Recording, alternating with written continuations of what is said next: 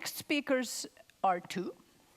Björn Ylipää was a lumberjack, a blues singer, and a pizza baker, among other things, before becoming a chef with an interest in the customer's total experience. Jenny Black was in corporate communications on pretty high level before deciding that she needed to do something else in her life and becoming a partner of this food storytelling agency. Together with Lena Ylipää Abrahamsson, they are Måltidsvision. Please welcome Björn and Jenny.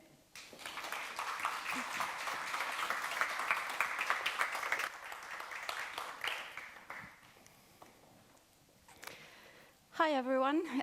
I have to say, first of all, it's been 2 incredible days just to hear how we from all kinds of different backgrounds actually work with the same kind of issues, creating experiences. There's been a lot of different perspectives on this, and we will now give you another one. We're going to talk about storytelling by food. I will first tell you a bit about what we believe that is, and later on Björn will give you some examples of from real life that we've done. And if you hear some noise from backstage, that's Lena, our third colleague, and you will meet her after the last speech here today. So why would we consider food and drink to be part of something to do with experience design at all? Isn't it not just that? Eat, drink? First of all, I would say, what we say is it's an available arena. It's there. It's really difficult to imagine a meeting or an event without some kind of food or drink. Even the smallest meeting, someone will offer you a cup of coffee or a glass of water. So why not use it? Food and drink, I think most of you anyway will agree that it is something very engaging. Most people are interested. Just see how many cooking programs we have on telly and so on. So it's something that people already are feeling positive about.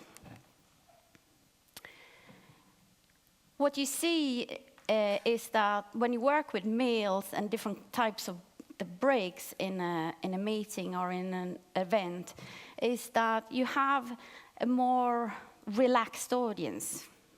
You're not so serious anymore. You're more, it's easier to have new thoughts, get new ideas, meet new people, get inspiration. But we work, maybe I should have said this in the beginning, we work mainly with corporate events. Sometimes we do more art projects for fun or because we want to express ourselves, but we mainly work with companies and organizations and help them create experiences around food and drink. But what we see is, even though they work in a very strategic way when it comes to the whole event, in terms of the content, what do the invites look like, the color on the carpet, and so on, so often you see that they forget the meals. I don't know, has any one of you been to quite good quality event and then you served a sandwich with ham and cheese wrapped in cling film? Yeah, you're nodding. Though I'm not saying that's wrong. That could be the perfect thing to serve, but only if you do it consciously, if that's the decision you made. So, of course, we want everyone to make more strategical choices when it comes to food and drink. Event event as such, I mean, it's I think you probably know, it's a channel within marketing and communication that becomes increasingly popular. Companies are moving away from more traditional ad campaigns and so on, and they put more money into events. And why is that? I mean, the answer is simple. It's because that's where they can meet their audiences eye to eye. That's where you get the interaction to happen. But, I mean, we've talked a lot about participation and interaction here, but if you put yourself in the shoes of the company, they won't put money into any activities unless there's some kind of return on investment for them. So when we work with them, for us it's really important to dig down, deep down into what their aim or purpose with the event is. What do they want their audience to think, to feel? It's all about the brand, the core values, and their identity.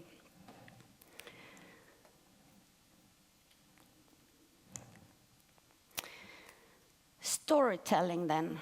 I guess it's almost everyone is talking about storytelling nowadays, and still it's the oldest tradition we have to tell stories to each other. But when it comes to communications and marketing, quite often we talk about corporate storytelling, which is finding the stories from the individuals within an organization that can actually personalize the company's identity or image. It's a way of creating understanding. It's an easier way of getting your messages through. And of course, if it's a good story told in a good way, it's easier to retell. So you're not just reaching the person you're telling your story to, but they might tell it to someone else, and so on. But what we mean is storytelling doesn't have to be something you write or something you read or say. It can actually be something for our other senses, what we hear, what we smell, what we taste, and so on. The whole storytelling thing is about a dramaturgical approach. I mean, you can almost see it like a play. So what we tend to do when we have our customers, we talk them through the experience. You enter the building, what do you hear, what do you see, what do you smell, how are you welcome, what happens next. So it's almost like you're going through this story and what will happen through this story.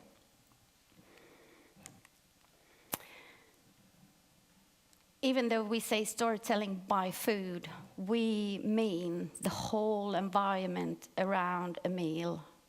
So it's also the stage, the room you're in, the venue, and of course all the scenography around it as well. But Björn will show you more examples of that later. I think it was you, Mark, yesterday you said something about we can't manage the content, but we manage the context. And that's exactly what we believe as well. You can try to facilitate the interaction, but you can't really make people interact if they don't want to. But we see that through meals, we can actually help them quite a lot to make interaction easier than what it normally is. One thing we work a lot with is create some kind of natural movement. I mean, if you go to a big conference, there's 300 people, and there's a buffet for lunch, and you tend to stick with the same kind of people. You take your food on your plate, and then you talk to the people, normally those you arrive to the conference with as well. But we see if we can create different smaller chapters within the story in different places in the venue or in the room, we naturally get people to move around, and that also means meeting new people. It's a good way of avoiding queues as well, because you can start wherever you want. We say we work with communication, food, and art. And the art bit, sometimes we get the question, well, why do you say that? But I always answer, it's a lot about the presentation. And I think if you have a more artistic presentation, just that will make people stop a bit and not just throw themselves on whatever there is to eat or drink, but to stop a bit and take it in visually and maybe listen and use all their senses. I mean, here's just an example of a installation of geléhallon. I don't know what they're called in English, but little sweeties. And just by putting them in a very, neat way, every little bit becomes exclusive. Of course, use the venue. I mean, it is important. I mean, as you guys have done here, you have to work with what you have. You can't make every event the same. I mean, sometimes you want to create environments with the food and everything around it to make people make a cozy atmosphere, or to fill up some of the gaps in the room. Sometimes it's the opposite. It's almost too many people in a room, and then you have to maybe come up with a solution that's going the other way. Surprise. Quite often if we work with let's say a conference or a seminar or something like that, it's a bit like that. You sit here, you go out, you come back, you go out. And just like you have done, you've changed the setting outside. And that's often our objective, to make sure it's a new experience. You change the stage, the scenography for the next chapter in the story. And of course, create expectations. That can be anything that can happen. It could be, we've done weird things, someone walking through the rooms with helmets like they're builders, carrying things, and just to create some kind of expectations that something else will happen further on. And not least, be playful. I think we shouldn't take food and drink too serious, and if we do, then we don't get people to interact. I know fairly often we get questions from the guests. How are we supposed to do this? Where are we going to start?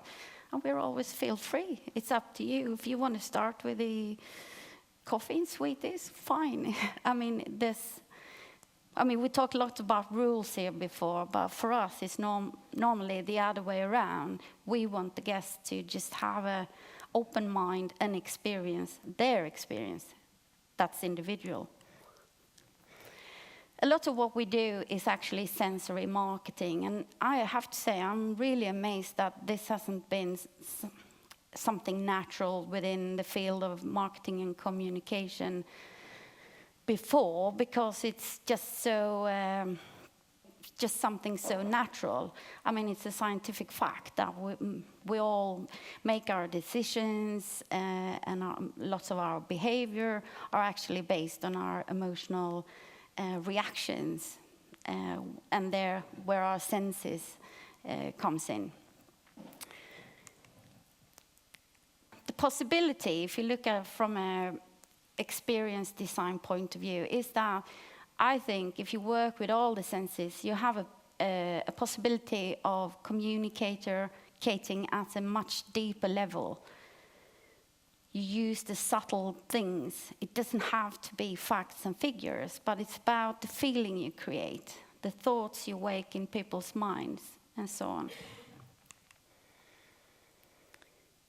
And for companies and organizations, it is actually a really good way of showing who they are, not just by saying we want to be sustainable and we believe in innovation and so on. Show it by how you design your experience.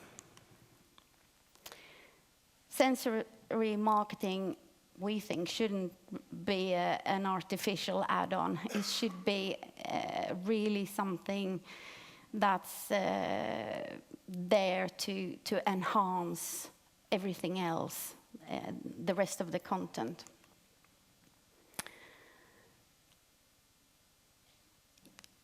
Yeah, create a feeling.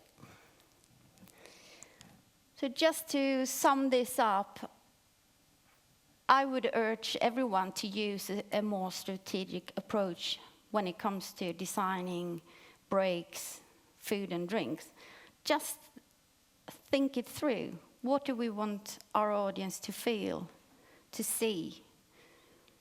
What perception, what image do we want in their minds? But it can still be the sandwich with cling film or maybe, but just think about it. And then I think it's easier to make more memorable experiences by using the dramaturgical approach and the tool of storytelling. And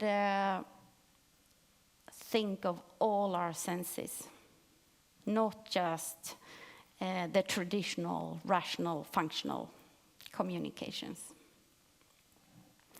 I will now hand over to Björn. That will show you some cases. Thank you. You hear me?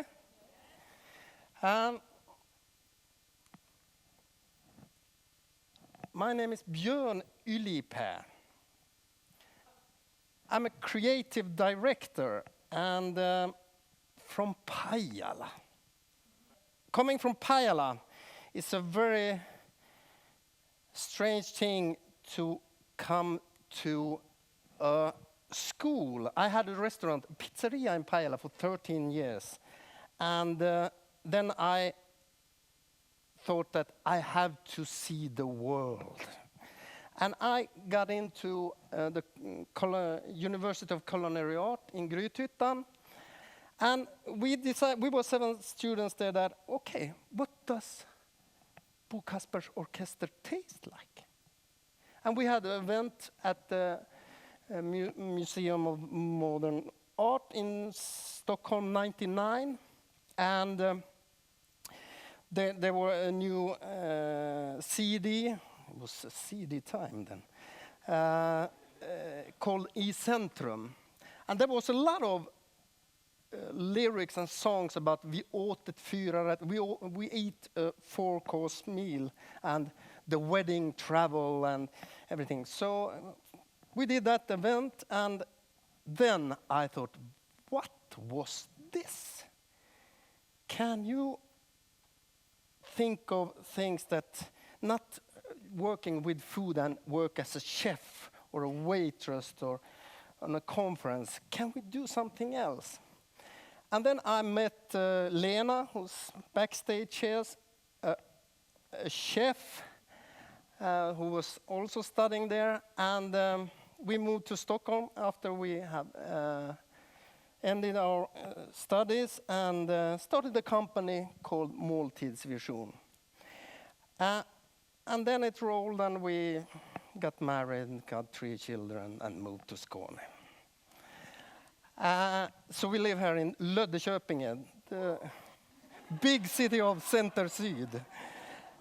But we don't have any restaurant. And 5 years ago, Jenny came in our company, and I'm the creative director, and Lena is the chef, who do the things with the hand. I'm up in the sky, she's here, it can't be done, and Jenny sees that it's been done. So it's a very good mix between us. That's the short story. This is from Rantafej. It's Malmö's culture. They give prizes for cultural events. And we did this installation, this kind of networking I like, because I don't like to talk to people like that. This is a nice one. Listening to yourself eating. And this one come from Mikael Niemi's book. We did an event when the film came out in Pajala.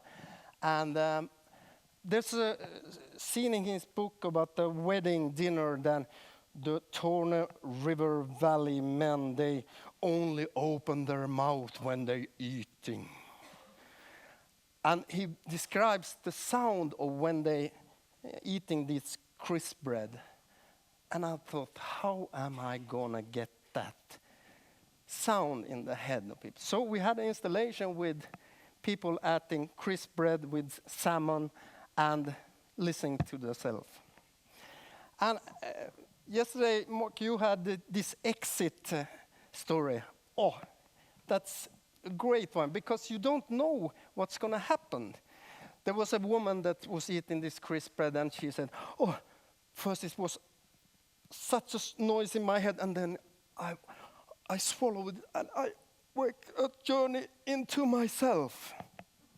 Another one said that, oh, it was like when the river on the springtime, the ice are going downstream, it was that sound. So you don't know what's happening, and that's very exciting. Examples, very simple, this one. And I had a New Zealand, I was on a stand-up with a New Zealand guy his tour was the fika tour in Sweden. And he was about Swedish fika there. But we had a question in Lund University. They had a nutrition research conference. They was talking all day about children eating too much sugar and the prefab food is, they put sugar in it, and all this sugar trap that we're living now. And we did the afternoon fika and did this installation with the very healthy things on the outside, and then the sweet muffins, and then in the middle. So these researchers, they are the head of Sweden's researchers in this. When they come out to the fika, they took this, and we counted how many of them took the sweet ones. And then when the conference started again, we got, oh, you're sitting here all day talking about sugar trap. 112 of you have eaten the sweet ones, and you have reached over the healthy one and pick up the. But they said, oh, when you're on a conference, then you eat sweet. A simple coffee. Kaffekask, but we couldn't serve alcohol with the coffee, so it milk with the coffee. In Washington, we did for House of Sweden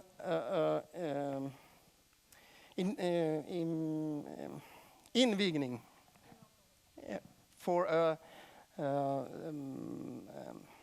experience about climate issues, and there was 500 guests, and we started with, this is not going to be a nice cocktail party. And the first taste they got was, how does the glacier taste? We are literally eating it up the way we're living now, and the food consumption. So we had a song here with Esbjörn Svensson's trio, a very strange song from his last album. And then we have dancers dancing, just going into the crowd and start dancing. And then we served this glacier. It was a red grapefruit granité or sorbet. And when you took a spoon with that, it melted in your mouth and you swallowed it, and you have eaten the glacier. As well, it has a bitter aftertaste. I have a very short time. I will try to. We did last year a tour in Europe in 7 cities, marketing Umeå as a cultural capital of Europe, and we did. Often when we work in food, take a Swedish chef, and they're very good at making money. But we, as Jenny said, we want to try to figure out the feeling of something. And the Sami 8 Seasons was the theme that we we used.